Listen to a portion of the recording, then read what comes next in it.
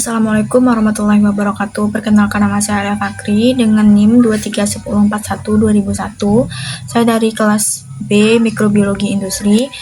Mikrobiologi industri adalah cabang ilmu mikrobiologi yang mempelajari proses industri dengan pemanfaatan mikroorganisme untuk menghasilkan produk yang bernilai tinggi. Pemanfaatan mikroorganisme dapat digunakan untuk kepentingan industri seperti industri pangan, bahan kimia, farmasi, obat-obatan, dan pengolahan hasil samping industri seperti pengolahan limbah industri. Tidak semua mikroorganisme dapat dimanfaatkan dalam proses industri. Mikroorganisme yang dimanfaatkan dalam mikrobiologi industri ini dipilih secara hati-hati agar produk yang dihasilkan dapat bernilai ekonomi. Mikroorganisme tersebut tak jarang diisolasi terlebih dahulu sehingga menjadi mikroorganisme yang termodifikasi untuk memasuki industri skala besar. Mikroorganisme utama dan produknya banyak sekali. Ada 9 bidang aplikasi, yaitu yang pertama itu adalah industri makanan dan minuman, lalu industri kimia, asam amino aromatik, dan nukleotida, kemudian SCP atau protein sel tunggal, lalu vitamin, enzim, polisakarida, karotenoid, dan industri farmasi dengan jenis mikroorganisme seperti bakteri, jamur, dan jamur berfilamen. Organisme yang unggul atau berkualitas diantaranya adalah murni, tidak bersifat sebagai patogen, memiliki produktivitas tinggi, dan stabil. Kegiatan mikrobiologi industri dapat dipengaruhi oleh faktor-faktor lingkungan. Perubahan-perubahan di lingkungan dapat mengakibatkan terjadinya perubahan sifat morfologi dan fisiologi mikroorganisme. Beberapa golongan mikroorganisme resisten terhadap perubahan lingkungan karena dengan cepat melakukan adaptasi dengan lingkungan seperti suhu, kelembapan, pH, dan ion-ion logam. Perkembangan mikrobiologi industri sebagai produk zat aditif bahan pangan sangat bervariasi. Hal ini didukung oleh kemajuan ilmu pengetahuan dan teknologi. Dalam industri pangan, mikroorganisme berperan penting dalam membuat produk seperti enzim, asam, dan vitamin. Mikroorganisme ini antara lain seperti bakteri dan jamur yang berguna untuk memberikan rasa, tekstur, atau nutrisi pada makanan. Selain menghasilkan produk zat aditif bahan pangan, mikroorganisme juga dapat digunakan untuk memproduksi bahan kimia.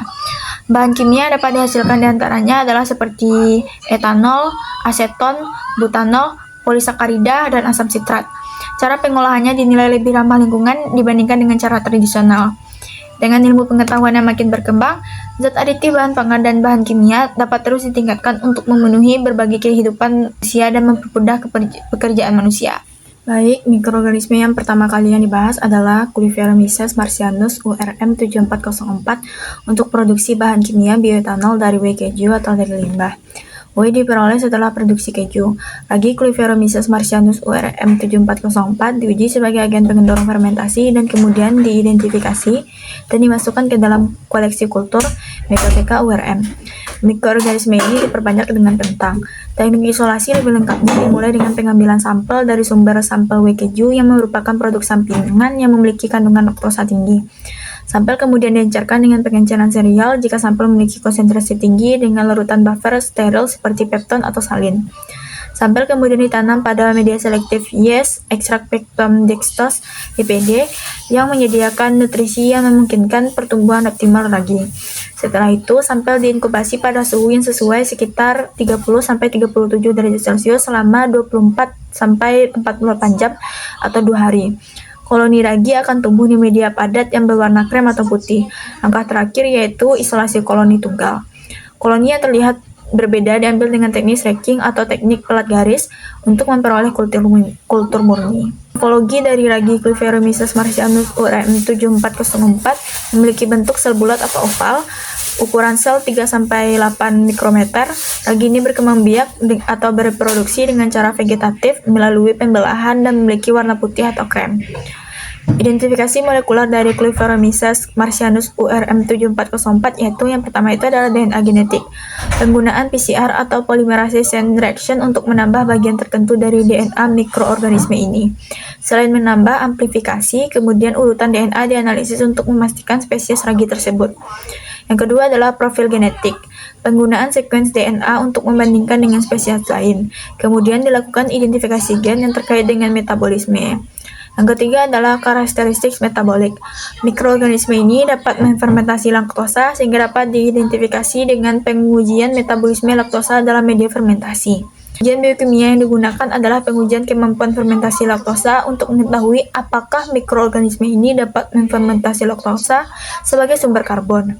Setelah dilakukan uji, terjadi perubahan pH menjadi 4,5 sampai 6 dan pembentukan gas CO2 sebagai hasil samping fermentasi. Mikroorganisme yang dibahas selanjutnya adalah bakteri asam laktat dari fermentasi buah sesak untuk menghasilkan enzim beta-laktosidase. Dan isolasinya pertama adalah tahap fermentasi. Isi buah dikeluarkan dan dibungkus dengan daun pisang steril, ditempatkan dalam wadah fermentasi dan dikondisikan agar udara tidak masuk. Fermentasi dilakukan pada suhu ruang 25 derajat Celcius selama 72 jam atau 3 hari.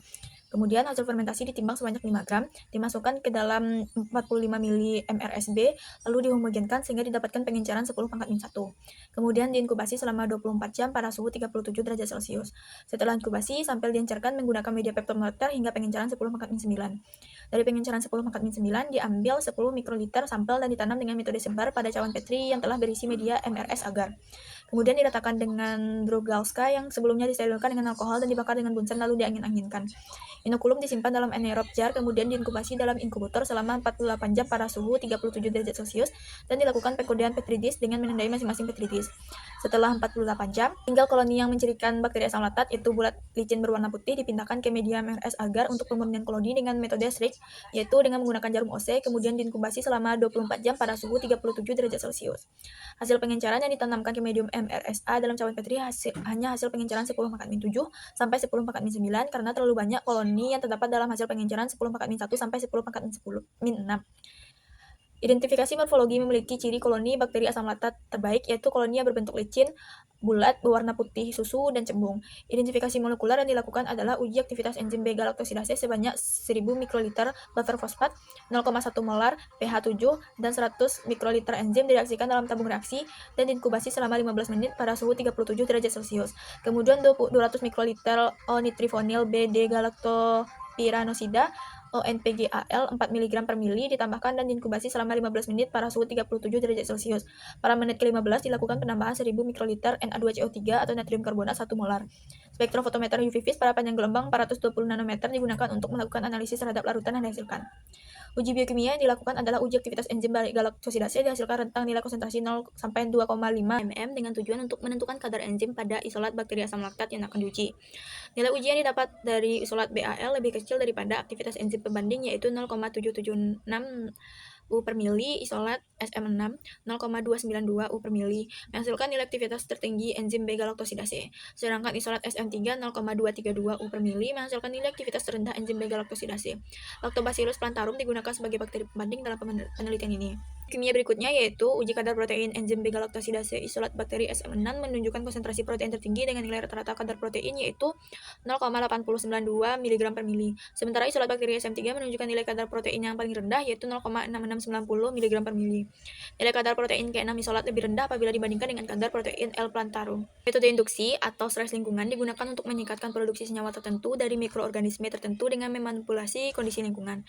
Metode induksi yang digunakan oleh mikroorganisme Cuiveromyces marcianus URM 7404 adalah memanipulasi efek pH, suhu, dan konsentrasi laktosa. pH yang digunakan adalah 4-6, suhu dari 30-36 derajat Celcius, dan konsentrasi laktosa yaitu rentang 50-70 gram per liter. Metodologi yang digunakan adalah metodologi permukaan respon RSM dengan desain rotasi komposit sentral CCRD. Whey keju dilakukan fermentasi sebanyak 17 kali dan 3 fermentasi lanjutan untuk validasi persamaan yang diperoleh oleh RSM. Setelah validasi optimasi, proses fermentasi ditingkatkan menjadi volume 1 liter, 6 liter, 21 liter, dan 36 liter. Selama evaluasi, parameter seperti produksi etanol, produktivitas, konveksi, hasil, serta kebutuhan oksigen kimia diukur. Suhu terbukti menjadi faktor paling signifikan dalam optimasi produksi etanol, diikuti oleh pH dan konsentrasi laktosa. Kondisi untuk mencapai produksi etanol di atas 90% adalah suhu antara 32,5 hingga 35 derajat Celcius, pH 4,8 hingga 5,3, dan konsentrasi laktosa 61 hingga 65 gram per liter. Persamaan yang dihasilkan dari optimasi ini berhasil divalidasi, menunjukkan nilai dan akurasi tinggi dalam proses peningkatan skala. Pada volume 36 liter, diperoleh hasil etanol sebesar 95,80%, produktivitas QP 2,57 gram per liter, dan konversi YP per S 0,50 gram per gram. Selain itu, COD, chemical oxygen demand dari whey keju berkurang hingga 78,94%, menunjukkan bahwa proses ini efektif dalam mengurangi dampak lingkungan akibat limbah tersebut. Produksi etanol dari mikroorganisme ini terdapat beberapa kelebihan dari metode induksi ini dibanding dengan metode induksi yang lainnya. Pertama itu adalah pengaruh suhu. Suhu yang terdapat dapat merangsang mikroorganisme untuk meningkatkan produksi metabolit senyawa kimia. Suhu optimal itu 30-36 derajat Celcius dapat meningkatkan laju fermentasi dan aktivitas enzim. Suhu yang lebih tinggi dapat meningkatkan laju pertumbuhan dan pembelahan sel yang pada gilirannya meningkatkan produktivitas metabolit, terutama dalam fermentasi yang membutuhkan waktu cepat. Dua itu adalah pengaruh pH. pH-nya optimal itu adalah 4-6, dapat meningkatkan produksi bioetanol karena mempengaruhi stabilitas dan aktivitas enzim. Yang ketiga itu adalah pengaruh konsentrasi laktosa. Dengan konsentrasi optimal laktosa yaitu 50-70 gram per liter, dapat mempercepat fermentasi dan mengurangi pembentukan senyawa penghambat yang sering timbul pada konsentrasi laktosa yang tinggi. Kelebihan metode induksi yang digunakan dalam mikroorganisme ini yang pertama itu adalah metode yang tidak menggunakan modifikasi genetik. Stres lingkungan seperti suhu, pH, dan konsentrasi laktosa dapat diterapkan tanpa melakukan rekayasa genetik yang kompleks, yang seringkali memakan waktu dan biaya yang tinggi. Dua itu adalah skala dapat ditingkatkan dengan mudah. Pengaturan parameter-parameter suhu, pH, dan konsentrasi laktosa lebih mudah dilakukan dalam skala besar, sehingga lebih cocok untuk aplikasi industri dibandingkan dengan stres lainnya mungkin lebih sulit untuk diterapkan secara luas. Itu adalah dampak lingkungan yang rendah. Penggunaan metode induksi ini menghasilkan limbah lebih sedikit dan mengurangi pencemaran dibandingkan dengan metode induksi lainnya. Penggunaan bahan kimia berbahaya yang dapat mencemari lingkungan. Kedua adalah metode induksi atau stres lingkungan. Berikutnya yang dibahas adalah metode induksi dari mikroorganisme asam laktat untuk produksi enzim beta-laktosidase dari fermentasi buah sirsak. Metode ini induksi dilakukan dengan mengevaluasi pH dari pH medium menjadi pH 10-11 karena pengaruh penambahan garam Na2CO3 dan natrium karbonat. Inkubasi selama 24 jam atau 1 hari merupakan waktu optimum untuk memproduksi enzim. Suhu optimum adalah 37 derajat Celcius dari bakteri untuk produksi enzim. Kelebihan metode induksi ini dibanding dengan metode induksi lainnya adalah yang pertama adalah perubahan pH menjadi 10-11 dari kondisi adalah perubahan pH yang signifikan dapat memicu aktivitas enzim yang lebih baik sehingga meningkatkan produksi metabolit yang diinginkan. pH yang lebih tinggi, beberapa mikroba dapat mengubah jalur metabolisme mereka untuk memproduksi senyawa bermanfaat, memberikan potensi untuk menghasilkan produk baru yang mungkin tidak muncul pada pH normal. Fermentasi selama 24 jam memberikan waktu yang cukup bagi mikroba untuk tumbuh dan menghasilkan metabolit. Hal ini bisa menjadi waktu yang ideal untuk mencapai fase eksponensial pertumbuhan, di mana produksi enzim biasanya paling tinggi. Ketiga itu adalah suhu. Suhu optimalnya adalah 37 derajat Celcius. Banyak enzim berfungsi paling baik pada suhu ini. Menjaga suhu di sekitar 37 derajat Celcius membantu mempertahankan aktivitas enzim tinggi dan stabil. Stres osmotik. Stres osmotik itu adalah penambahan garam. Garam yang ditambahkan adalah natrium karbonat atau Na2CO3. Bertujuan agar mikroba merespons stres osmotik dengan meningkatkan produksi metabolit sekunder seperti enzim yang diperlukan untuk metabolisme yang lebih efisien atau untuk mengatasi kondisi stres. Yang pertama adalah rekayasa genetik. Yang pertama itu adalah isolasi gen. Pada umumnya, gen yang mengkode enzim beta-laktosidase dapat diisolasi dari bakteri yang memiliki kemampuan untuk memproduksi enzim ini. Dalam artikel tersebut, bakteri asam laktat diisolasi dengan identifikasi untuk memastikan bahwa ia dapat menghasilkan beta-laktosidase. Dalam melakukan dilakukan isolasi sampai didapatkan kultur murni isolat bakteri asam laktat. Larutan pengenceran yang digunakan adalah peptonoter yang berguna untuk sumber karbon, nitrogen, dan vitamin untuk pertumbuhan dan perkembangan bakteri dalam menghasilkan enzim yang diharapkan. Setelah bakteri tumbuh, teknik PCR polymerase chain reaction digunakan untuk memperbanyak DNA gen yang diinginkan. Teknik ini memanfaatkan enzim DNA polimerase untuk mengamplifikasi fragmen DNA tertentu, sehingga menghasilkan jumlah yang cukup untuk analisis lebih lanjut. Dengan menggunakan primer spesifik yang menargetkan gen beta-laktosidase, peneliti dapat memperoleh DNA yang diinginkan dalam jumlah besar. Kedua adalah transformasi. Setelah gen diisolasi, langkah selanjutnya adalah transformasi, yaitu proses memasukkan gen tersebut ke dalam vektor seperti plasmid. Vektor ini berfungsi sebagai pembawa gen dan memungkinkan ekspresi gen di dalam sel inang, biasanya Escherichia coli. Transformasi dilakukan dengan beberapa metode seperti elektroporasi atau pengobatan dengan kalsium klorida yang memungkinkan DNA plasmid masuk ke dalam sel bakteri. Setelah proses transformasi, bakteri yang berhasil mengambil plasmid dengan gen beta-laktosidase kemudian dikultur dalam media mengandung antibiotik. Hanya bakteri yang membawa plasmid yang akan bertahan hidup, sementara yang lainnya akan mati. Dengan cara ini, peneliti dapat menyaring dan memilih bakteri yang berhasil ditransformasi. Ini adalah ekspresi protein. Setelah transformasi, pada tahap ini, kondisi pertumbuhan bakteri dioptimalkan untuk meningkatkan sel ekspresi enzim beta-laktosidase. Hal ini mencakup pengaturan pH, suhu, dan konsentrasi nutrisi dalam media kultur. Penggunaan promotor yang tepat juga sangat penting untuk peningkatan ekspresi protein. Promotor adalah urutan DNA yang mengatur transkripsi gen, dan pemilihan promotor yang kuat akan menghasilkan lebih banyak enzim. Setelah proses ekspresi selesai, sel-sel bakteri yang mengandung enzim beta-laktosidase dipanen untuk tahap purifikasi. Kadar protein dihasilkan sebesar 0,8092 mg per mili. Keempat adalah purifikasi. Berbagai teknik dapat digunakan dalam proses ini, seperti kromatografi afinitas yang memungkinkan pemisahan enzim dari kontaminan lain berdasarkan interaksi spesifik antara enzim dan substratnya. Setelah purifikasi, enzim beta-laktosidase akan diuji untuk memastikan bahwa ia memiliki aktivitas yang diinginkan. Dalam artikel ini, metode yang digunakan untuk mengukur aktivitas enzim dapat berupa spektrofotometri, di mana perubahan absorbansi mencerminkan jumlah produk yang terbentuk. Rekayasa bioproses yang pertama itu adalah fermentasi. Fermentasi adalah salah satu metode utama dalam produksi enzim di mana bakteri yang telah ditransformasi dengan beta-laktosidase dikultur dalam bioreaktor. Pengoptimalan kondisi fermentasi seperti pH, suhu, dan waktu inkubasi sangat penting untuk mencapai hasil produksi yang optimal. Dalam artikel ini, peneliti melakukan percobaan untuk menentukan kondisi fermentasi terbaik yang akan meningkatkan produksi enzim. Pemilihan media fermentasi yang tepat yang kaya akan sumber karbon dan nitrogen juga dapat mempengaruhi hasil produksi enzim. Media fermentasinya yaitu peptide water. Uji aktivitas enzim.